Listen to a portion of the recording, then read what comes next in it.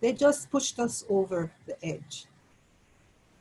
For many of our members, including my own country of Belize, we are in a state of emergency. For us to climb out of this situation, we need systemic changes to our international financing mechanisms. And it won't be solved by just short-term measures alone. Temporary debt service suspensions, they are not just enough.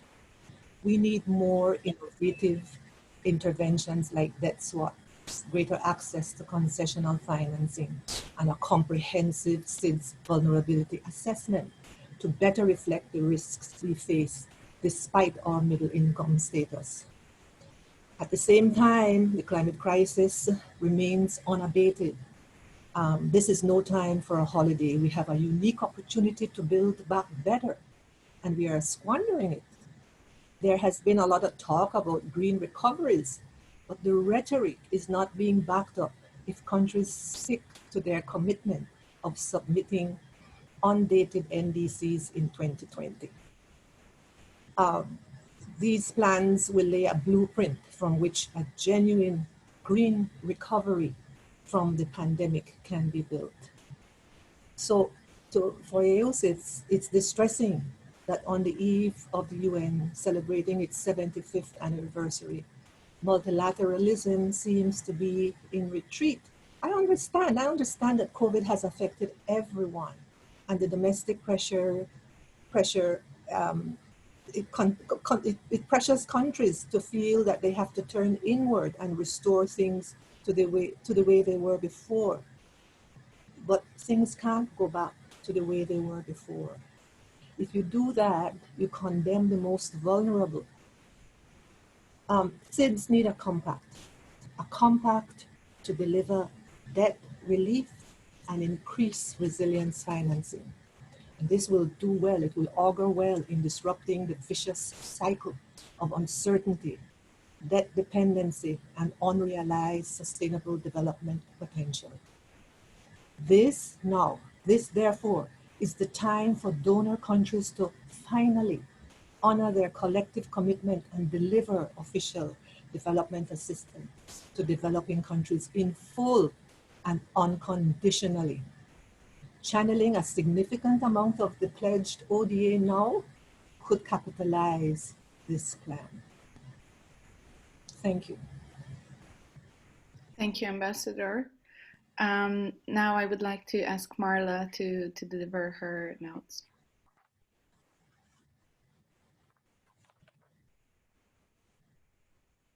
Thank you, and good morning, everyone. Thanks, Dorka, for your introduction, and Ambassador for your remarks. I'm an economist. I'm not an environmental specialist, but I'm from Trinidad and Tobago. I live in Barbados, and the Caribbean is really my home. And so this is a matter that's very, very close to my heart. And I just want to add to what the Ambassador said by highlighting the fact that small island developing states have been over indebted for a long time, even before COVID. Now with COVID and with the health response that governments have to finance, they're all going to have to borrow more. There are governments that are running fiscal deficits in the double digits compared to GDP.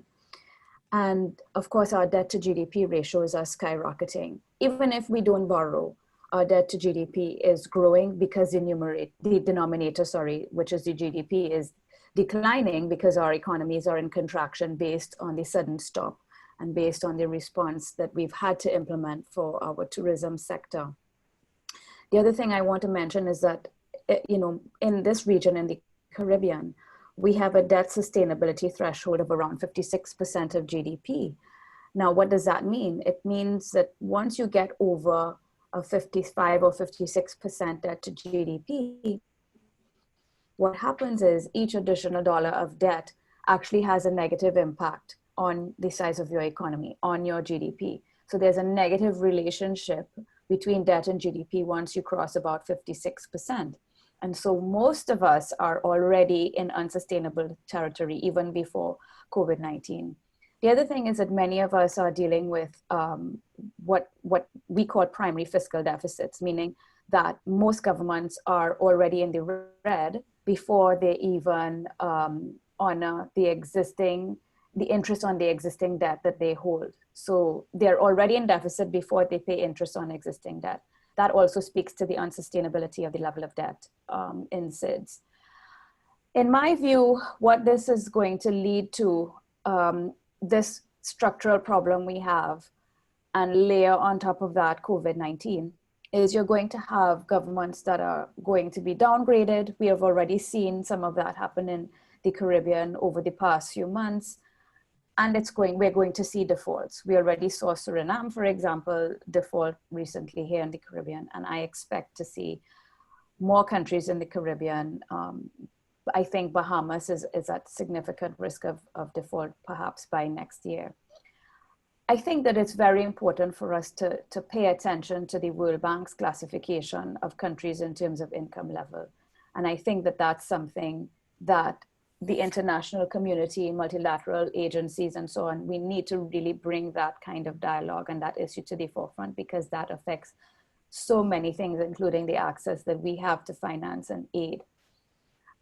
Because it doesn't make sense being classified as middle income or high income, as the case may be, and then you're hit by a natural disaster and overnight 200% of your GDP is wiped out. Or you're hit by COVID-19, for example, this pandemic, and 40% of your GDP is wiped out, which has happened in many countries. So we need to think about a better way of measuring the level of wealth, if you will, in our countries. And I think, for example, the Caribbean Development Bank came up with the multi-dimensional vulnerability index. I think that's a really good place to start, and it's a measure that I think we can adapt and look more closely at expanding throughout SIDS. So I think that the structure of our economies also puts us at a tremendous vulnerability, even without a natural disaster taking place. I think it's very important that the international community recognizes the systemic and the structural issues that affect us disproportionately compared to larger countries. Ambassador spoke about access to international finance and also the way in which the international community looks at small island developing states. And I want to also highlight the fact that the European Union's blacklisting and listing of us as high-risk jurisdictions is actually quite punitive, especially when they do not assess their own with the same methodology that they assess us. It can cause all kinds of challenges for us, like the retreat of correspondent banking relationships, which has significant impacts on us. So I just want to close by saying that the constraints and the structural challenges that we face are real, and all of these challenges that we've had in terms of natural disasters, but also now in terms of the pandemic, they affect us disproportionately, and enough attention, I think, is not placed on that. And the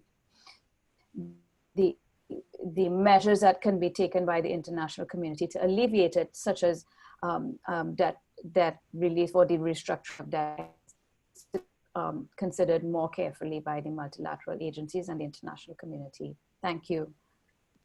Thank you, Marla. Now I would like to ask Tina Stege to also make her points. Thank you, Dorca. And first I just want to say a very sincere komotada and thank you to Ambassador Young and her team for organizing this briefing. For the marshals, and I think I can speak for our SIDS brothers and sisters. AOSIS is our home away from home at the UN. And the bonds we share there are really what give us the collective strength that we need to lead and really to be heard. I'm here to speak about, to turn attention a bit to the Pacific.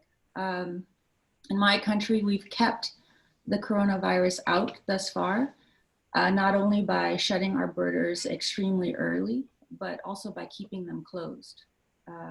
We still have citizens who have not been able to return home. Closing borders comes with its own price. It also comes with a lesson in just how connected we all are. As an example, in the Marshalls, we've been cut off from higher order health services, which our existing infrastructure lacks the capacity to provide.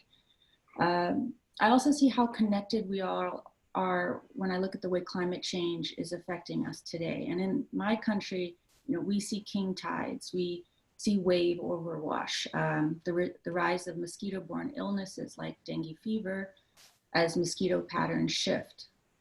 And we've said for many years that as a low-lying island nation, we are a harbinger of the risks to come to other nations. And this is an instance where there's nothing more heartbreaking than being right.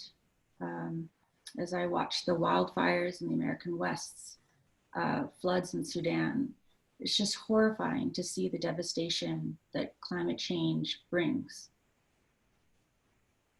My country has not allowed the pandemic to delay action on climate.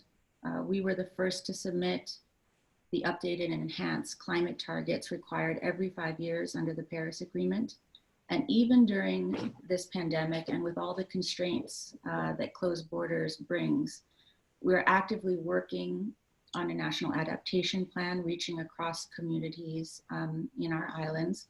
We're trying to adapt in a way that allows us to build a thriving and secure future for our people. But that can only occur with other countries pulling their weight as well. And this means pulling their weight to keep warming to 1.5 degrees by submitting enhanced, ambitious climate targets this year, 2020, and implementing them.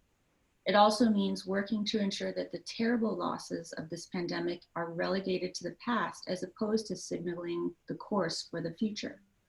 We have a very, very short window to invest in a recovery that safeguards that future. Trillions will be spent, so let's spend it right, putting the majority toward green initiatives. Let's phase out fossil fuel subsidies while we have the chance. Phase out coal and stop bailing out polluting industries.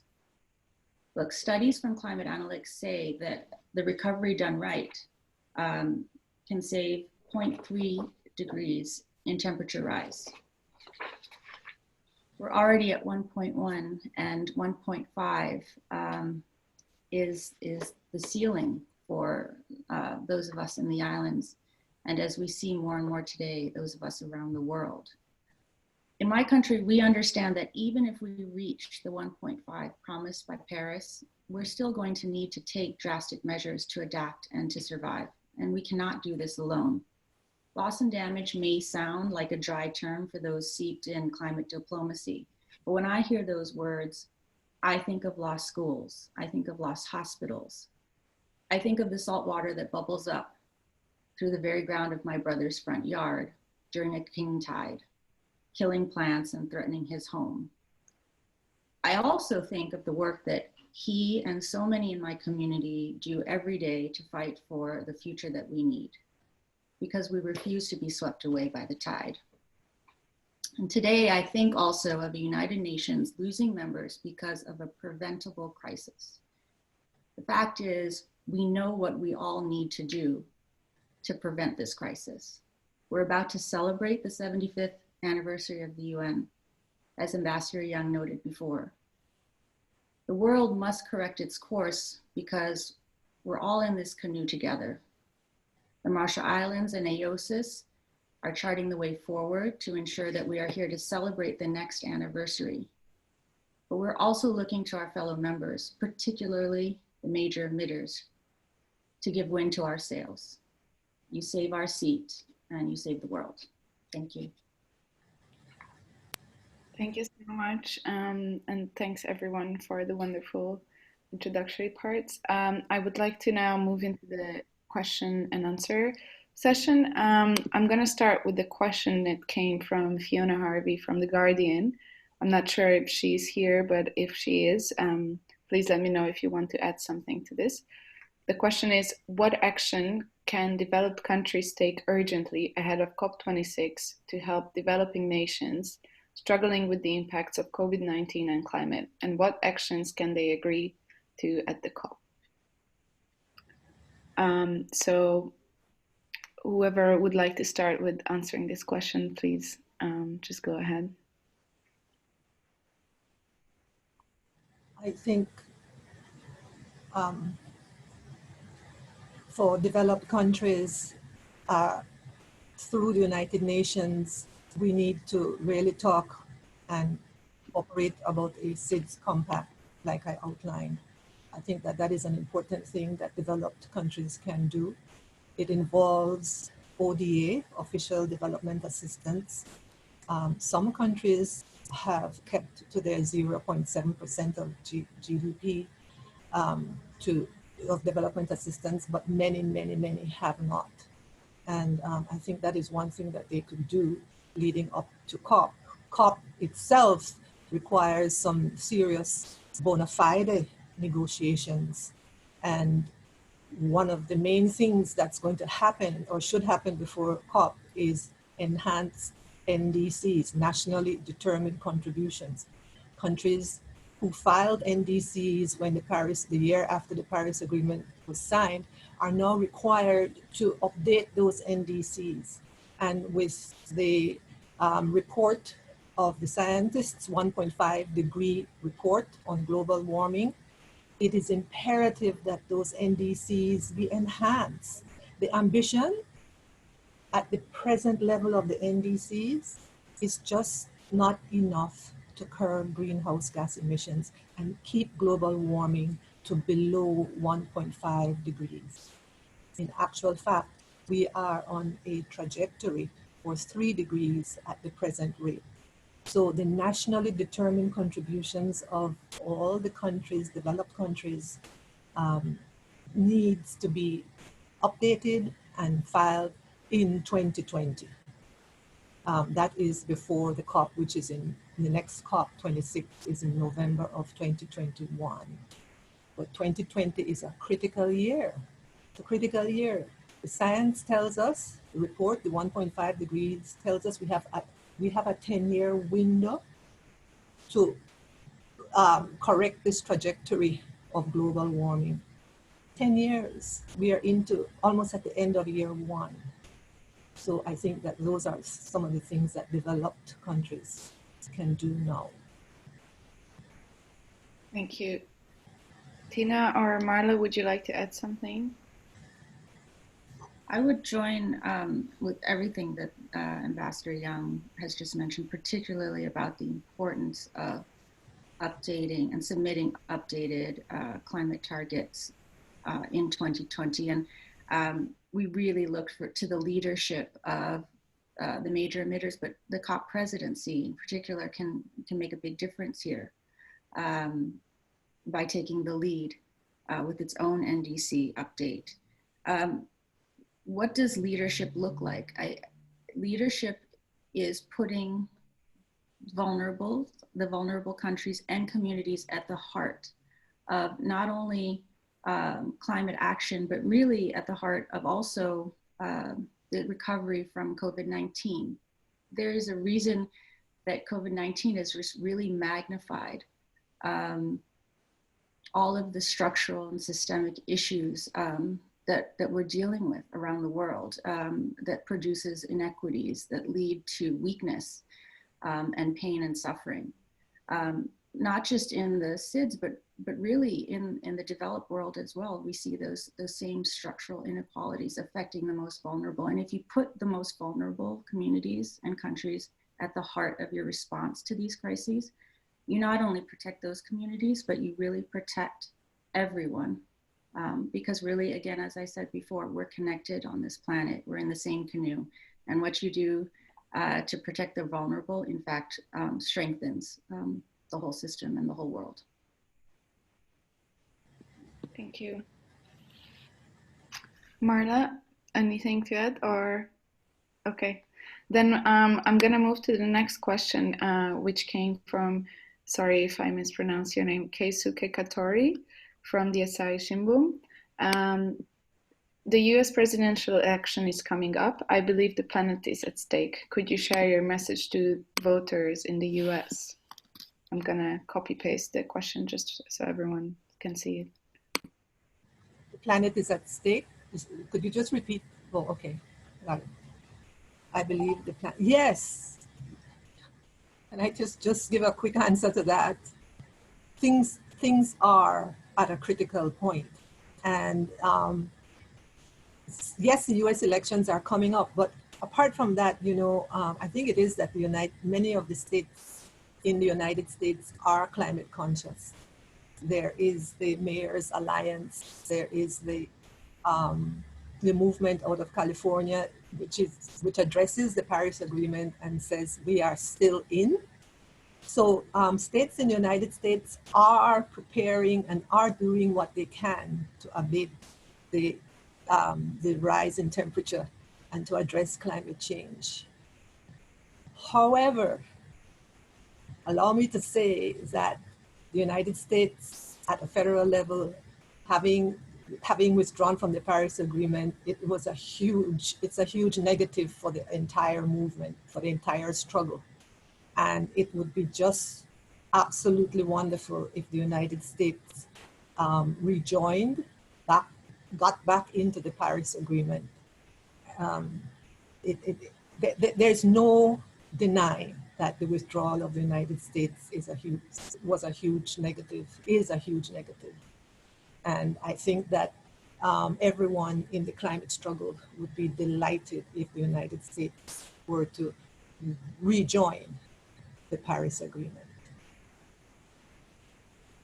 Might I just add, Dorka, I would just like to say to all voters, everyone in the electorate in the US, just go out and vote. I think that is critical at this stage, that you go out and vote. And the second thing is, I don't know if how many people would have paid attention to this in the US, but statistically speaking, the US is being more and more affected by hurricanes every year, every hurricane season, than they had been historically. And we have that happening right now today. So it's very important that this issue be addressed, and like Ambassador said, rejoin Paris and make sure that the issues that many states in the US on the East, especially in the East Coast, are facing, make sure these issues are addressed. I just want to add to that, yes, go out and vote. But when you go to vote, realize climate should be at the top of the issues that you're thinking about when voting. Just to acknowledge the tragedy that's really unfolding right now across the western coast of the United States. You have wildfires fueled really by inaction on climate change. They're just raging across California and Oregon and Washington, and there's really no respite in sight. And COVID-19 is complicating the response measures to that. So you have families and communities dealing with multiple crises at once. And these are the cascading effects of climate change that really is our present reality, and it's going to be our future reality, whether you live in the Marshall Islands or you live in the United States. So climate is really on the ballot in this election. Thank you. We have two more pre-submitted questions, so I'm just going to share the next one in the chat so everyone can see it. Here we go. Do you think any progress will be made in the next round of the COP talks on loss and damage, and if so, how? And this question is from Jess Shankleman from Bloomberg. Loss and damage is an important discussion, and it's not a popular discussion for some countries in the UNFCCC process. It's not a popular discussion, but it is imperative that it be discussed and dealt with. The more we don't adapt, the higher the loss and damage, or the worse the loss and damage becomes to our countries. So it is part of the discussion. Whether it will get very far at COP26, we AOSIS have done everything we can to lay the groundwork for the discussions. We've participated in them. We have kept them alive. But as I said, it's not popular, and it remains to be seen how far we will get. Hopefully, we will sort out some of the governance mechanisms, governance issues, and take the discussion a little further. But it is an uphill battle, and I think it would be wrong for me to say that we're going to make significant progress at COP26 next year. But we won't let it go. It can't go. It's part of the entire package that has to be discussed and dealt with.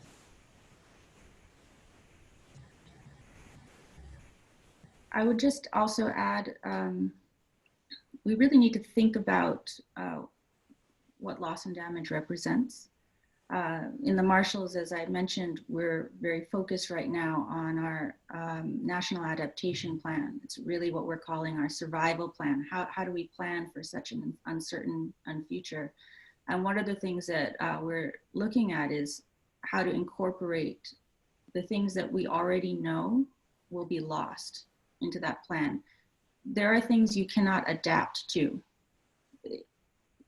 You cannot adapt to, you know, the fact that you lived in one place and you're forced to move to another. You can adapt to the situation in that new place, but once you've lost the place that you've left and you cannot go back, it's a loss. It's something that we understand very well in the Marshall Islands because many of our communities experienced that loss already because of nuclear testing. You know, we have communities that left their homes in the 1950s and were relocated to different islands. It changed the entire structure of their communities from a matrilineal culture to a patrilineal culture. How land was passed down was changed. Even the very language that they spoke and sometimes was changed. And so there are things that we know, be it based on experience, will be lost. And how do you account for those?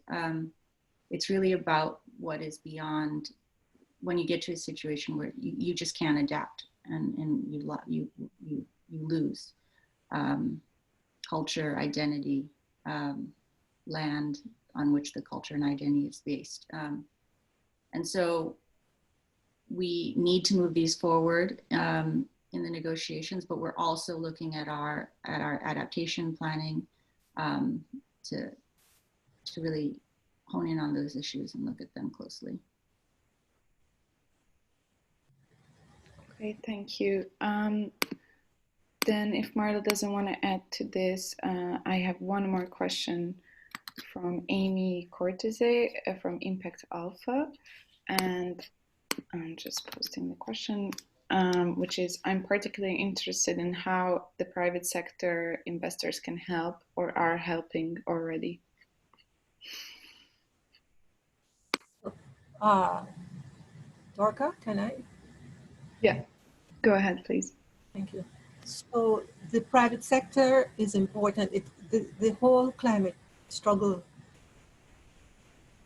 can't really succeed without the private sector. The private sector, first of all, the institutional investors really need to focus their investment on renewable energy and green industries and not support fossil fuel industries, not invest in fossil fuel industries. That's the institutional investors. And the shareholders of companies, shareholders who hold stock in these companies, need to demand of their board of directors that investments be in green industries, industries that do not contribute to global warming, industries that help to reduce global warming, that will help with this climate struggle. And, you know, the private sector really there is money to be made. It's not as though it's going to be a charity undertaking. There is money to be made in addressing the climate change issues. There's money to be made in renewable energy, the software that is needed to run the computers that program the solar panels. There is money to be made. And so the private sector is absolutely important. It can't be done without the private sector, but they need to accept the science and realize that something can be done and sit down and work out what it is that they can do in their own specialized industries that can contribute to the climate struggle and to the reduction of this global warming. Thank you. Tina, would you like to add something? Private sector investment is the key to shifting the billions that we need, the billions to the trillions that are needed to make this transition.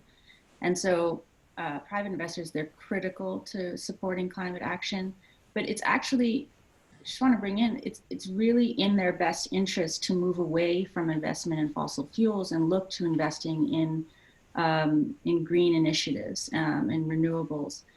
And a low carbon future, because really, you know, fossil fuel companies are the tobacco companies of the future, right? We've seen this before.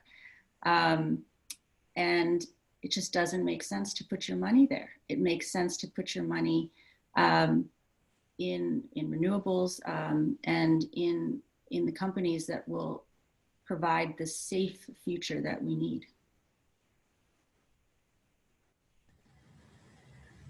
Thank you. Marla, would you like to comment on this question? Yeah, sure, Dorka. Thanks for. So I would like to say that, you know, the private sector, of course, plays a critical role in the allocation of capital and resources in general. I think, however, that the governments do have to set the framework for the private sector to be able to capitalize on some of the opportunities that are available, but that may not make sense unless there is a regulatory and legislative framework that is supporting. And I would give just one example. So when you look at the amount of countries who have passed legislation to set up a framework for renewable electricity generators, for example, to feed back into the grid and to be paid for what they feed back into the grid in terms of surplus energy generated. Not a lot of countries have passed that legislation in this region in the Caribbean. We just have maybe 3 or 4. And in those countries, in Aruba and in Barbados in particular, we know that there is quite a bit of private electricity generation taking place via renewable sources like solar and to a lesser extent wind that can then feed back into the grid. And so the reliance on fossil fuels for electricity generation is reducing. But that's just one example, and I just want to say that that has taken off here in Barbados and in Aruba as well, simply because the government put the necessary framework in place. And I think that's a critical enabler that the governments need to be aware of in terms of the way that they set the framework for the private sector to engage more in greener and renewable sources. Thank you very much, Marla. Okay, and now I'm gonna open the floor for more questions that were not pre-submitted. And I can see that Megan Rowling has her hand up. Megan, would you like to ask your question? Hi, yes, hello everybody, thank you. I've got a couple of questions. First of all, for Ambassador Young, at the Island Innovation Summit last week, you were talking about meeting of finance ministers at the UN, basically to discuss some of the proposals by SIDS on debt relief and so on. I'm just wondering if you could update on that, whether there was any progress, and if you feel that this discussion can be taken forward in any meaningful way at the Development Bank Summit that France is organising for the beginning of December. Then I have a question for Tina. Tina, you're close to the COP negotiations, and obviously 2020 was also the deadline for developed countries to mobilize $100 billion a year in financing for vulnerable countries, given that we don't have the COP happening at the end of this year, which would have been a kind of inflection point to take stock of whether that money has been dished up or not. Is there a plan in order to say whether or not the money's there, and if not, what should be done about it? And then just a question, sorry, for Marla, could you just give us a little bit of background on the high debt levels of small island developing states, just to explain why they're in that situation in the first place? Thanks very much. Lorca? No, thanks. Just go ahead, please. Oh, so thanks for the question. So the finance ministers did meet, I think, when we had our when I was at the last meeting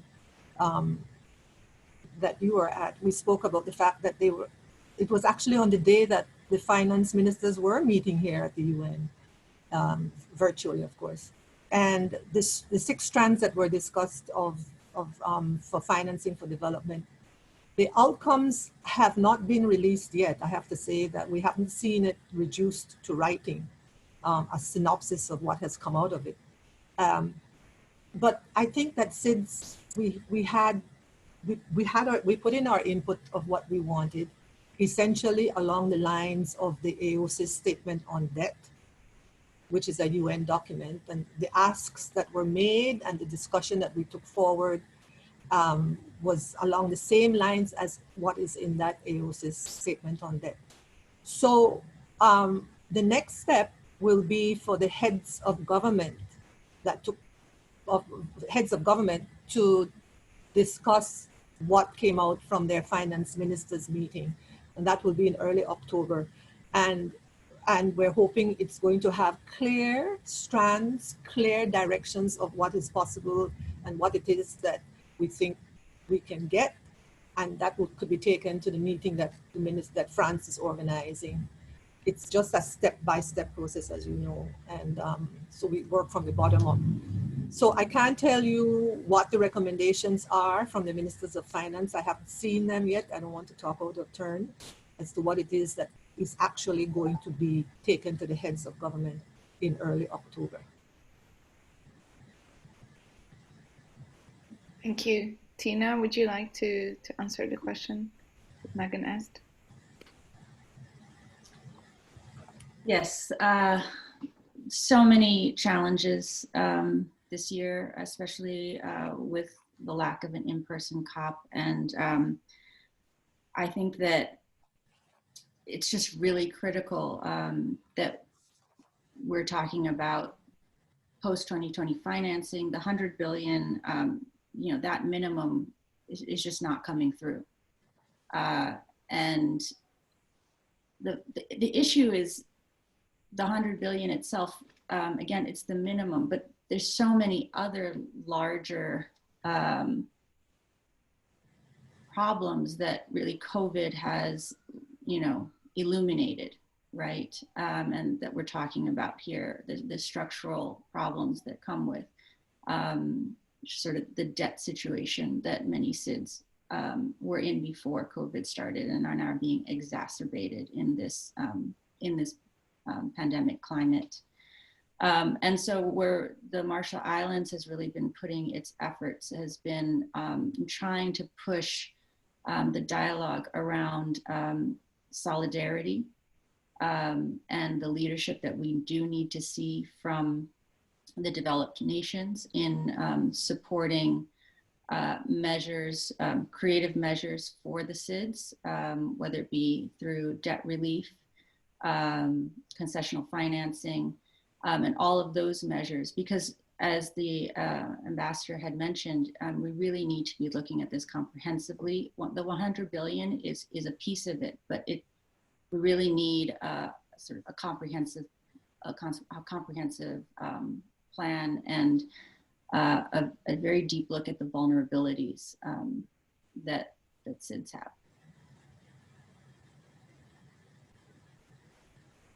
And Marla, you're next. Right, thank you, Doka. So in response to the question as to what has caused the high level of indebtedness in SIDS, it's a complex question. And of course, each island, each country has its own nuances. But I will say that one of the major challenges we face is not just the natural disasters, which, for example, Bahamas is facing 2 disasters in less than a year. As you know, in 2017, we had certain countries that were hit by 2 hurricanes back to back in Irma and Maria. So we do have a high vulnerability. We are the most vulnerable to natural disasters in this region in the Caribbean. But another challenge we have is that because we are so small, there is a high degree of inefficiency in the provision of public services. So for example, you have countries where governments build hospitals and schools for a small population, and every island has to do the same thing, so that you don't get these economies of scale. So governments have to spend more than you typically would in a bigger country where you have a larger population that could access the same public services that are provided by the government. And the third thing I would highlight is that we have something called low fiscal multipliers. That means in big countries, for example, each dollar that the government spends adds more than $1 to GDP. So in the US, the fiscal multiplier is, I've seen estimates of it at around 1.6, 1.8, meaning that when the government spends $1, $1.60, let's just say, gets added to GDP. I don't know any SID, certainly in the Caribbean, no country has a fiscal multiplier over 1, meaning for every dollar that the government spends, less than $1 gets added to GDP. And the reason for that is because we have high leakage, which means it comes from the fact that we have to import so much of what we use, so much of what we consume, fuel, food, clothing, and building materials, construction materials, for example. So there are structural problems that we have that predispose us to the fact that the governments, when they do spend, it does not have the bang for its buck that it does in big countries. And also we're constantly playing catch up when you have these natural disasters or any kind of shock to the economy that takes place that the government has to spend to try to address. And it does not, again, have the impact that it would have in a bigger country. And those are just highlights of what the causes can be. And as I said, I put a big caveat on this because different countries have different nuances.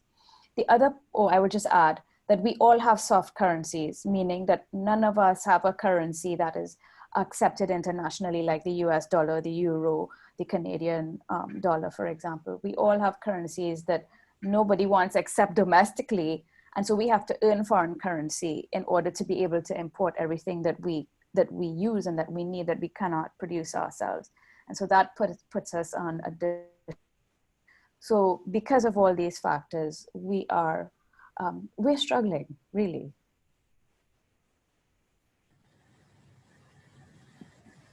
Thank you. If you have any follow-up questions, Megan, feel free to ask them now. Otherwise, does anyone have any questions to the speakers? We have 6 minutes left.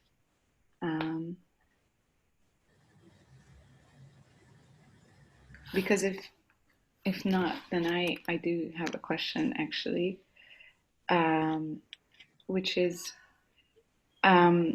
what are the expectations of the UK government as COP26 from small island states? Norca? Yeah. So we're glad that the UK decided to keep chairmanship of the COP26, even though they couldn't have it in 2020, they're going to chair it in 2021. We are depending on the United Kingdom to keep the ambition alive, to keep our trajectory and the entire structure that has been set out in the Paris Agreement in line and in place. so that all the time slots are filled and everything falls into place the way it should. So we have high hopes that it will be a COP of ambition, that we will be able to see some significant progress in the areas that were left untouched on. The markets, which is the Article 6 discussion, the discussion on the long-term finance goal, and that very important question of the $100 billion we need an accounting for where we are with that. That would have been in 2020, but we're not having a COP now. So there are several things along those lines that need to be discussed. We also have the discussion on loss and damage that came up in a previous question, and we're depending on the United Kingdom to so guide the COP that we have a fruitful discussion on that issue and at least make a little incremental progress on bringing the discussion into some kind of state where we get an outcome that loss and damage is acknowledged and will be dealt with in some kind of financial way, which is always the bottom line. So a lot hangs in the balance for the UK. We will do everything we can as SIDS to support them in bringing out a successful COP. Leading up to that, there is the November momentum that the UNFCCC Bureau is going to be having, which is having every single workshop that we can have in, virtually to be held, all reports to be in, discussions on those reports to be in. The only thing that we're not going to do is to actually negotiate, because that's impossible to do virtually. We need to do that in real life. But COP26 is an important COP, and made more important because we are not having one in 2020. Thank you. Tina, do you have something to add? I think Ambassador Young said it very well. The only thing I would say is that we need the UK to provide the leadership at this critical juncture. And what does leadership look like? And I've said this already, leadership in this case for the safety and the health and well-being of everyone on this planet. Leadership means putting vulnerable communities, vulnerable countries at the core of the response to the climate crisis. And in doing so, you really safeguard the future for everyone. Thank you very much. Okay, I think, yeah, we have 1 minute left, so I would like to thank our speakers for joining us today. I think it was a really interesting discussion, and I hope our audience also enjoyed it, and thank you for joining us. I know for some of you it's really late or very early, so thank you so much, and yeah, I hope you will have a great day today. Thank you very much. Thank you. Thank you. Thank you, everyone. Thank you, Doka. Thank you, ladies. Bye-bye. Bye-bye, colleagues. Bye. All right, thanks, Ambassador.